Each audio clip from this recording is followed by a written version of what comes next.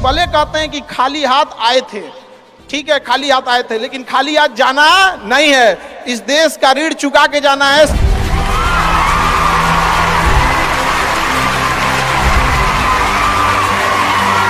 हमेशा याद रखिएगा, अकल बादाम खाने से नहीं ठोकर खाने से आती है।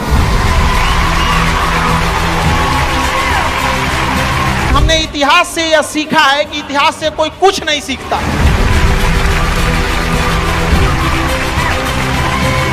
भले जेब खाली हो, जेब में गांधी हो या ना हो, दिल में एक आंधी होनी चाहिए। जो बोले हैं, जो ठाने हैं, वो कर लेंगे यहां पर, और नहीं कर सकते हैं तो दुर्भाग्य है इस भारत की धरती पर जन्म लिया हुआ।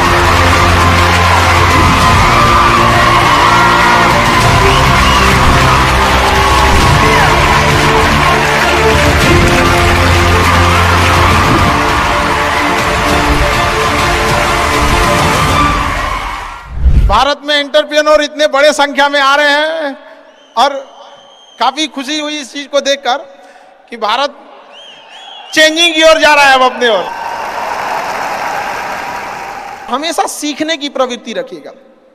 और आज के टाइम पे बाप रे, एक बहुत बड़ी समस्या ना कि दूसरे से प्रति जलन जरतुआही समझते हैं हम लोग, बिहार का ठेठ भाषा है। पता नहीं आप लोग समझते हैं कि नहीं समझ। मतलब कौन कितना खुश है, मतलब उसका पड़ोसी जितना दुखी है वो उतना खुश है।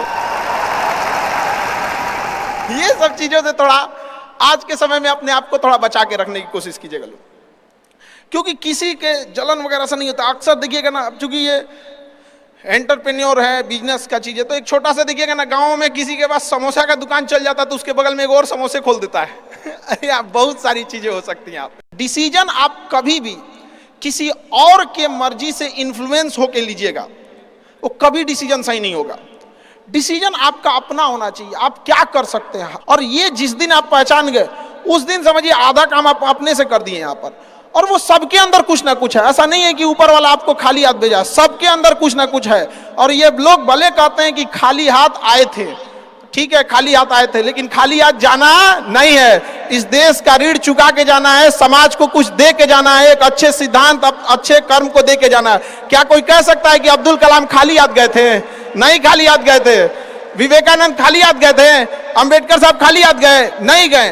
तो इस देश में हम खाली हाथ जरूर आए थे, लेकिन इस देश का कर्ज उतारना है, खाली हाथ लौटना नहीं है। कुछ ऐसे सिद्धांत अपने साथ है, कुछ अपने पीछे कुछ यादें छोड़ के जाना है, जिससे कि दुनिया याद कर सके हम लोग को। और हमेशा चीजों में ना अपनी ईमानदारी करिएगा। आप कितना ईमानदारी से काम करते हैं, कितना लगन से काम करते हैं, सफलता इसी चीज पे डिपेंड करती है। बाकी ऐसे चीजें कि भाई ये करना चाहिए, बस आप कितना समय दिए हैं किसी चीज को, कितनी ईमानदारी से किए हैं, ये मायने रखता है आपको। आप किसी चीज को समय नहीं दीजिएगा, कभी सफल नहीं हो सकते हैं। और एंटरप्रेन्योर और बिजनेस, इस सब के चीज़ों में एक चीज़ बहुत बड़ी डिलेमा होती है ना, कि सोचते बड़ी ज़्यादा हैं लोग, प्लानिंग बहुत करते हैं। 6 महीना से उसका प्लानिंग चल रहा है। अरे भाई 6 महीना में कमवा शुरू किए रहते तो कुछ एक्सपीरियंस हो गया रहता, कुछ ठोकरें लगी होती, शुरू कर दो जाए जैसे करना है। यहाँ पर ऐसा थोड़ी हो सकता है कि एकदम फिनिश होकर काम करे। हर चीज, जमीन से कभी पेड़ नहीं निकल सकता है, पौधा ही निकलेगा। आज सीखिए, क्योंकि अगर कल कोई शुरू करता है आपके बाद, तो आपके पास उससे 1 दिन का एक्स्ट्रा एक्सपीरियंस रहेगा। और हमेशा याद रखिएगा, अकल बादाम खाने से नहीं ठोकर खाने से आती है। जितना ज्यादा आप ठोकर खाएंगे उतने ज्यादा अकल आने वाली है।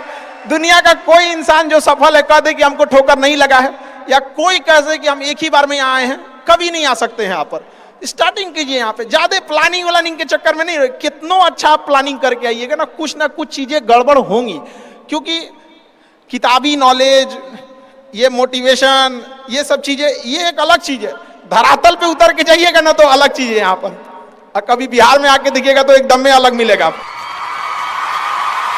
कितना ठोकर लगा है ये बहुत मायने रखता है, क्योंकि ठोकर नहीं लगेगा ना, जिस पत्थर पे चोट नहीं पड़ती वो कभी मूर्त नहीं बनता है।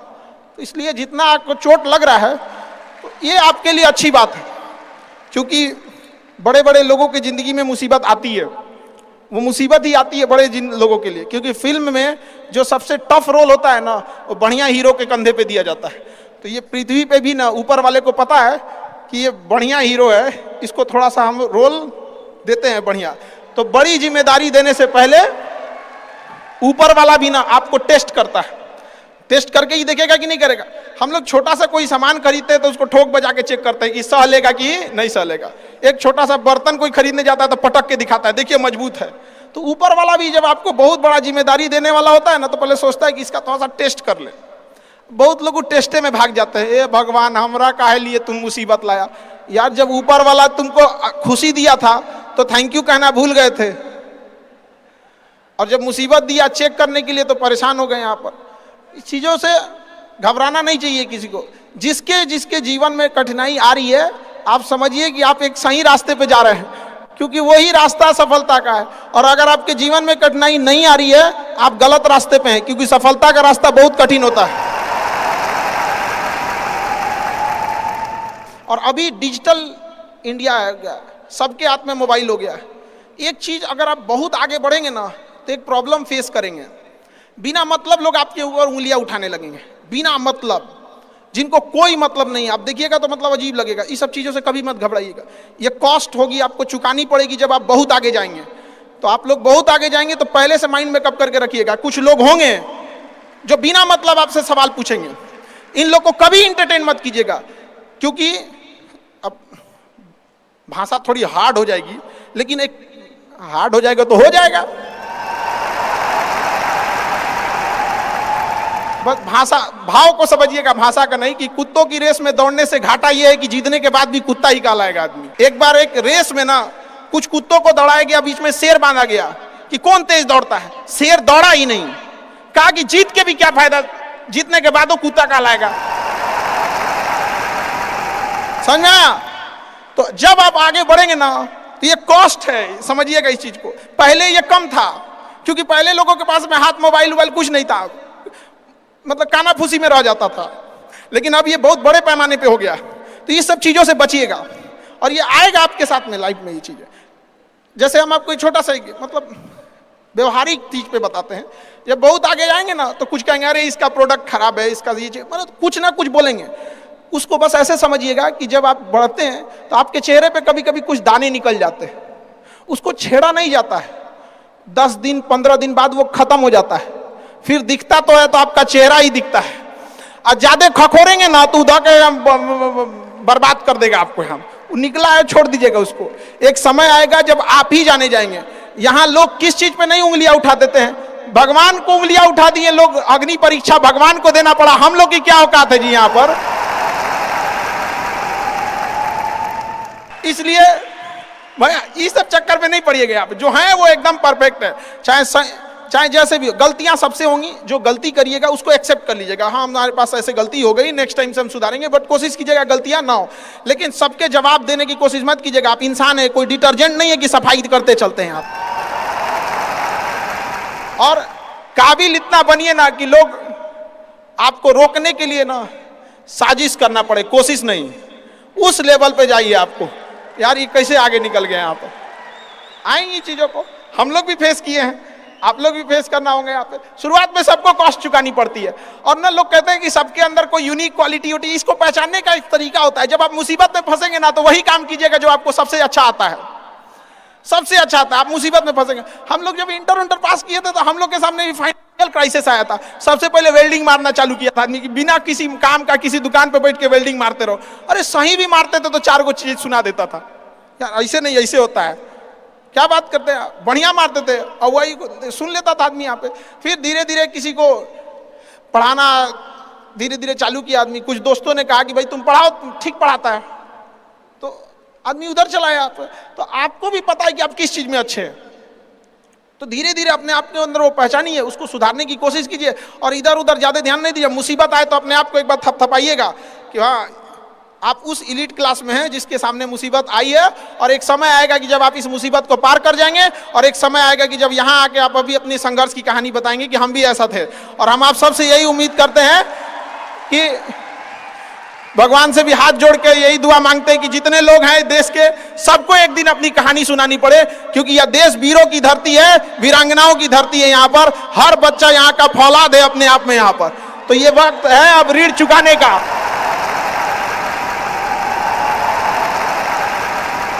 अब इस सदी में हमें अपना नहीं, अब इस देश का भी एक ऋण चुकाना होगा कि शायद पिछले जन्म में बहुत सौभाग्य, बहुत अच्छा काम किए होंगे तो हिंदुस्तान में जन्म लिए, वरना अगर जन्म के समय थोड़ा बहुत बॉर्डर क्रॉस करते ना, उधरिया हो जाते ना, अरे बाप रे बाप,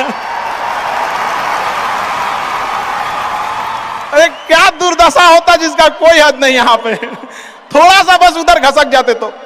लेकिन ये हम लोग का सौभाग्य।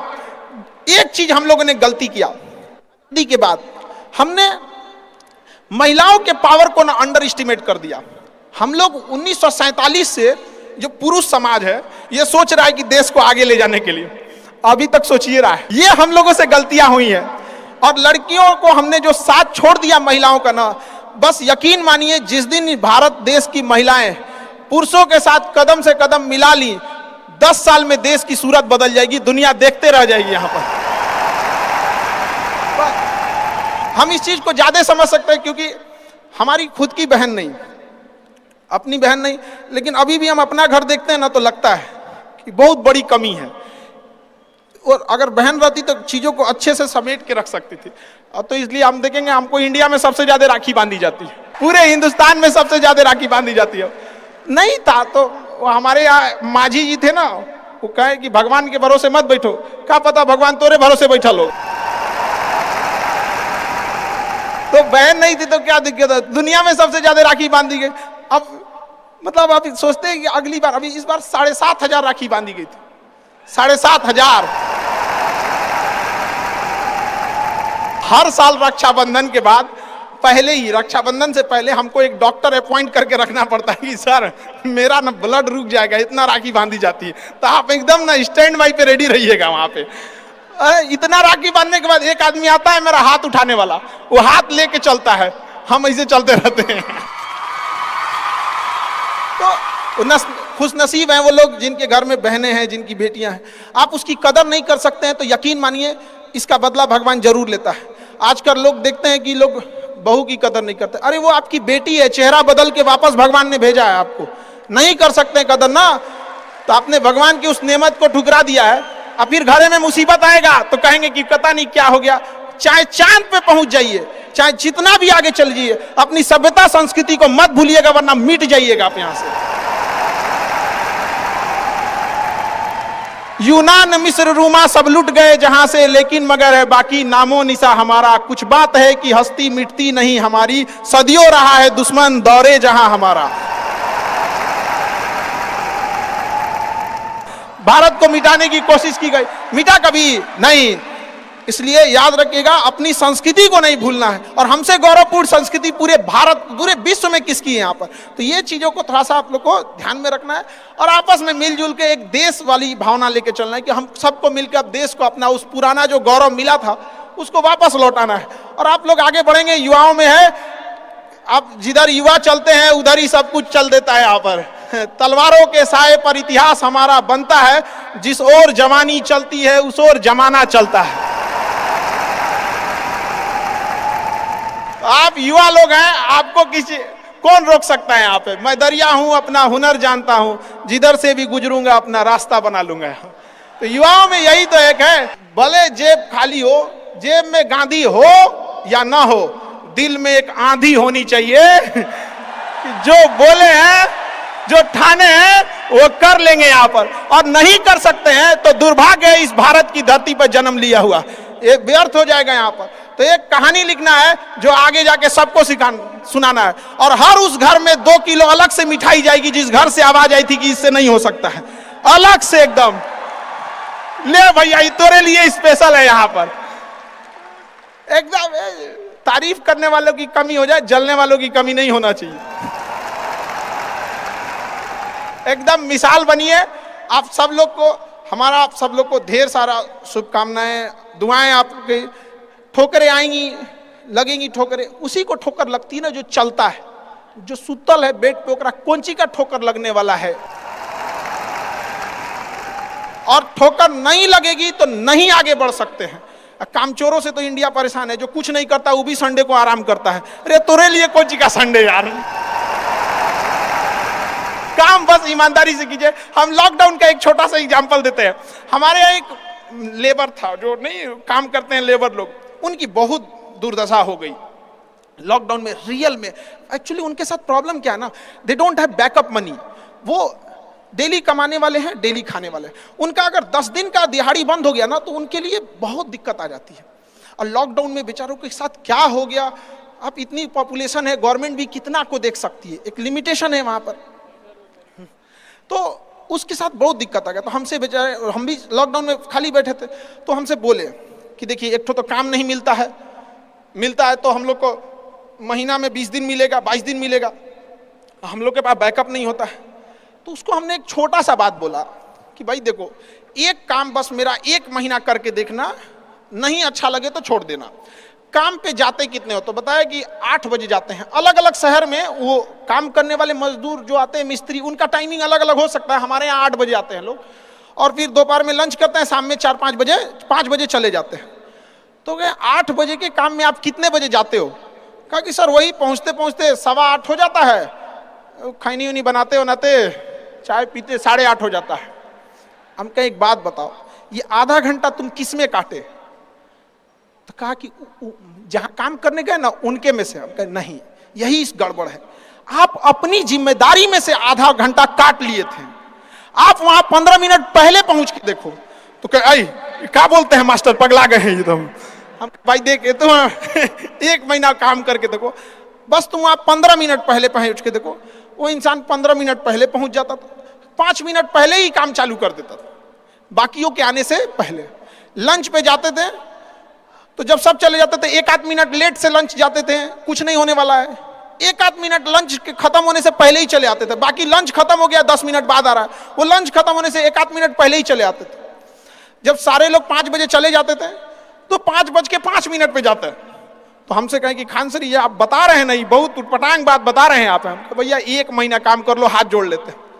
आज के टाइम पे जब वो 1 महीना काम किया, 10 दिन के अंदर लोगों को हो गया यार कितना ईमानदारी से काम करता है। आज उसको फोन से लोग बोलते हैं कि भाई मिस्त्री खाली हो, फोन से बोलते हैं। और लोग क्या कहते हैं पता है, इसको काम दे देंगे ना तो टेंशन नहीं है, टेंशन नहीं है। काम वही है, आप दुनिया में कुछ भी कीजिए, बशर्ते क्या कीजिए, ईमानदारी से। और आपके यहाँ जो काम करने आ रहा है ना, प्लीज उसका भी आप लोग, मतलब जो भी आप लोग एंटरप्रेन्योर है तो आपके अंडर में भी लोग काम करेंगे, उसका भी ध्यान रखिएगा एक परिवार की तरह। ये नहीं कि उसका भी रोक रख के सैलरी रख ले 2 महीना 3 महीने का, और उसके बाद कहेंगे कि चौपट काय हो रहे हैं। ऊपर वाले की लाठी में आवाज नहीं होता, इस चीज को हमेशा याद रखिएगा। देखिए जैसे बड़ी कंपनी, याद रखिएगा, बड़ी कंपनी कस्टमर तक डायरेक्ट नहीं पहुंचती है, बीच में एक डिस्ट्रीब्यूटर रखती है, डायरेक्ट कस्टमर को सामान नहीं बेचती है। अगर किसी बिस्किट कंपनी को, तो सोचिएगा बिस्किट डायरेक्ट नहीं देगी, बीच में क्या रखती है, डिस्ट्रीब्यूटर रखती है। उसी तरह ऊपर वाला भी ना सबको हाथ में डायरेक्ट पैसा नहीं देता है, बीच में एक डिस्ट्रीब्यूटर रखता है। हो सकता है आप एंटरप्रेन्योर वही डिस्ट्रीब्यूटर है, आपके माध्यम से गरीबों का चूल्हा जलता है, आप मत मारिएगा। आप प्लीज उन गरीबों का हक मत मारिएगा। नहीं तो बड़ी कंपनी को दिख जाता है कि ये डिस्ट्रीब्यूटर ठीक नहीं है तो उस डिस्ट्रीब्यूटर को चेंज कर देता है। अगर गरीबों का हक मारेंगे और ऊपर वाले को नजर पड़ गया कि ये डिस्ट्रीब्यूटर ठीक नहीं है तो साइड कर देगा, और फिर कहेंगे कि अब हमारा बिजनेस चौपट हो गया। अरे बाबू तुम खुद चौपट किया आपने।